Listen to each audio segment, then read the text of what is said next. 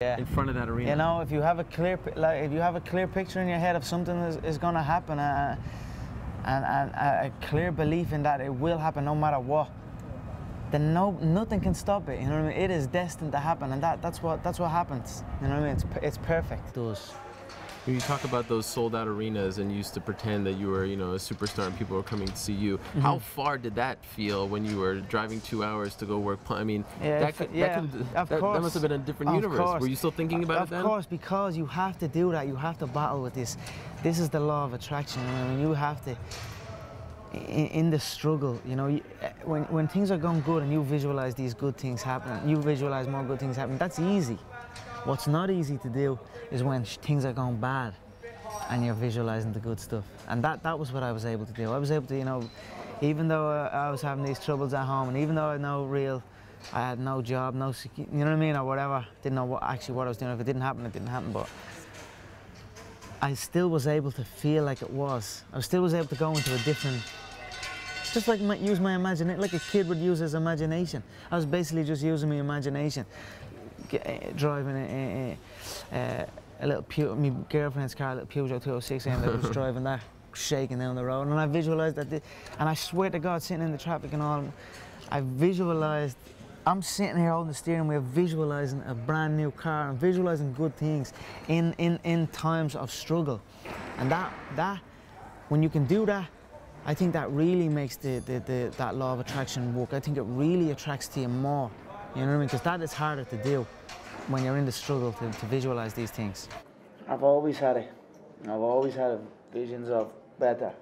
I've always visualized better, and in times of struggle, like driving down in a banger of a car that I had to push start, I'd be still driving a soft top Bentley around beautiful California in my head, and lo and behold, now I am driving a beautiful soft top Bentley around California. So I always visualized good things. I always visualized victory, success, abundance. I visualized it all, and it's all happening. Conor McGregor has borrowed our belt, and he's got a microphone. Get your facts right, John. I didn't borrow nothing. I stepped out of that cage. I met Jose in the lobby. He handed me the belt, kissed my feet, and said I apologize, and I carried on. Here I am with my newly acclaimed world title. Well put as usual, Conor. Congratulations. I don't know how you do it. You seem immune to pressure. You got an entire nation on your shoulders, and you rise above it once again. Yeah, I don't just knock them out. I picked around, John. Yeah, I said this. I'm sure you're probably all thinking in your head, this guy is talking absolute dribble.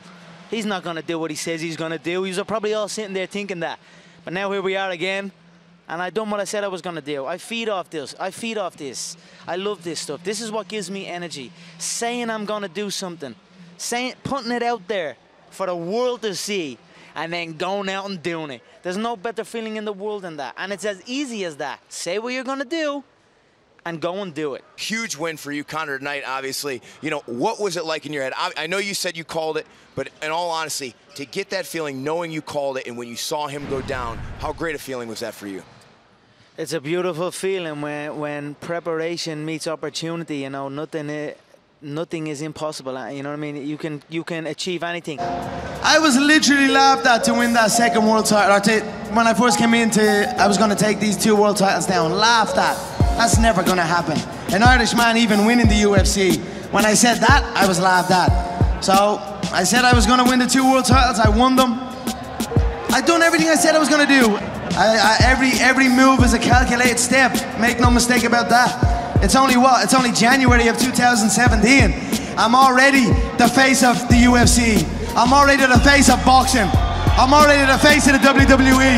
And I'm already the face of Hollywood. Yeah! And that's only January. That's only January. But in the media, I stated many times, all the way up is a dream to climb above that cage and raise them 2 belts. That was in every interview I've ever done. So when I won the fight and they strapped it, that Dennis Siva situation when I grabbed the 2 belts was before I'd even got 1 belt. Yes, yes. That's how much the power of visualization, that's how strong the power of visualization is. I wasn't even a UFC world champion at that time, and already I was grabbing 2 of them and flaunting it in everybody's face. I believed it was gonna happen. I put the work in for it to happen, and it happened. So it's a strong thing, the power of visualization. That motherfucker's been a part of my shit since I'm 16. 15, 16, I started trying to play with that. Start trying to visualize things. I used to drive into a car park and try and visualize a car spot right next to the door and try and get that car spot and really try and visualize. I've been playing with that law of attraction and visualization a long time. So since I'm 16, since I first discovered it, if you can see it here, even the other day, I left my home and like, I was flustered leaving the home. I had to rush before I had to catch a flight here. I tried to rush into town and I was in a hurry, panicking. I got pulled over by the old Bill in a sweat. And then I hit the city centre and then I hit a traffic jam. I'm saying this like when you feel that rush, or when you feel, you know, it just keeps going and going and going. So I just set and count to 10, patient, and then everything opened up for me and I rolled through. So I don't know, it's been a part of my life a long time. I've been playing with it. I can't pinpoint an actual moment, but I tell you what, it fucking works. At the end of the day, I already feel like that is mine. I already feel like that belt is mine. So eventually, one by one, I will get every single one of them until there is no one left. And then I will decide what to do from there. But the belt is already mine, I feel. There.